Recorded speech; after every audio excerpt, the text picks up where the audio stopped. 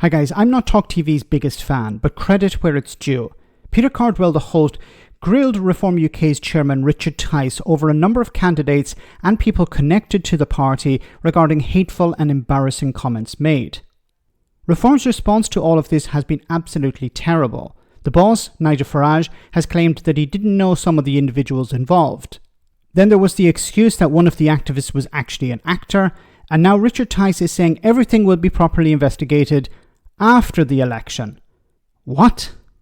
It can't have been a complete stitch-up, can it? Because George Jones, who is a long-serving activist within... Yeah, I've said that, Peter, but it's a wholly separate point, okay? Okay, all right. Well, let's deal with another point. Allegations are a total stitch-up. Okay. Let's deal... That's your contention. You've made that very, very clear, Richard, and I hope I've given you the time and space to say that. And I appreciate that. I want to ask something else.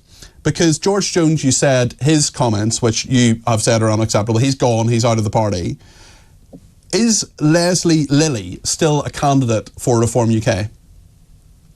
Yeah, look, some candidates have said some inappropriate things, and all of that will be investigated after the election. We employed a vetting company. They took our money, over £100,000. They completely let us down. They took all our data. They did the work, and then guess what? They gave it to someone else. Okay, they didn't give it to us. So, I mean, this is just extraordinary. So this candidate, let me just say, Richard. So this candidate, who appears to still be your candidate in Southend East and Rochford, talked about slaughtering migrants arriving on small boats and having their families taken out. If George Jones is gone for what he said, why is Leslie Lilly still your candidate? But these allegations are all going to be looked at after the election. But you've looked at the George Jones ones and you've got rid of him. Why can't you look at the Leslie Lilly ones now and see if it's appropriate to get rid of him or not? We did all of this stuff, but there are also quite a lot of allegations that have turned out to be false. We've just been talking about them. We've had journalists talk about allegations about candidates that are false. So look, we're looking at this stuff. It'll all be dealt with. Whether or not someone is suspended or not, the reality is they stay on the ballot paper. And what Mr. Lilly said was completely inappropriate. We completely know. Everyone knows that. But if it's inappropriate, why is he still your candidate? Why not withdraw support from him, suspend him from the party? If you're saying it's inappropriate, why is he still in the tent? Look, we're looking at this. All of this, as I say, is being investigated. But you've looked at it with... This is nonsensical. You're saying that it's inappropriate, but he will remain a candidate.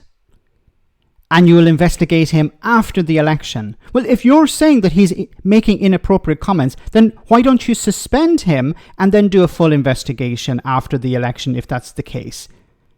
You're saying we're going to run with him as a candidate. We're not going to distance ourselves from him. Now, I've been trying to do some research into this guy, apart from the comments he's made, to try and understand why is Reform UK not suspending him from the party. They can't remove him from the ballot because it's already gone through. But what they can do is they can say, we're not going to campaign for this guy. This guy is a persona non grata. He's no longer a member. He'd run as an independent, for example. Why are they not doing this? Is he, and I can't find information. I'm trying to understand, is he a massive donor to Reform UK? Is he a friend of Richard Tice and Nigel Farage or one or the other? What is the motivation here? The only conclusion I can come to is it's perhaps possible that there's a chance that he could win the seat and they would prefer to investigate him after, because they suspended a different guy.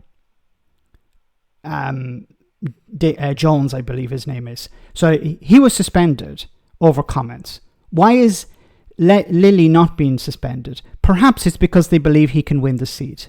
Once again, this is speculation. I don't know if that's the case. But to say that what we'll do is we'll do an investigation after the election makes no sense whatsoever when you have said that you find the comments inappropriate.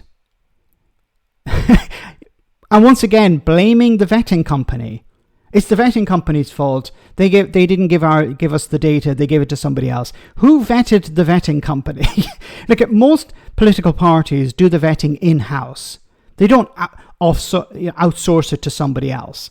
Or if they do, they have a long relationship with that company if they do, because they would say, look, we want you to do investigation. We have a track record with you. Why did Reform UK not do the vetting themselves? They've been around for, I think, since 2020. They know that elections are coming up. They have candidates for council seats. Look, they attract a certain type of individual. They don't seem to care what that individual's opinions are, as long as they believe that it's not too beyond the pale for them to win a seat. Once again, I think I keep coming back to this point that it's probably this idea they have in their mind that we can win this seat, so let's brush it under the carpet, and then after the general election we'll do an investigation. Because if Richard Tice finds these comments inappropriate, then the normal course of action is to remove the candidate, like as a member of the party. He'll still run as an independent. He may even run under the Reform UK banner, but the party can distance themselves from that. But he's not doing that. Why?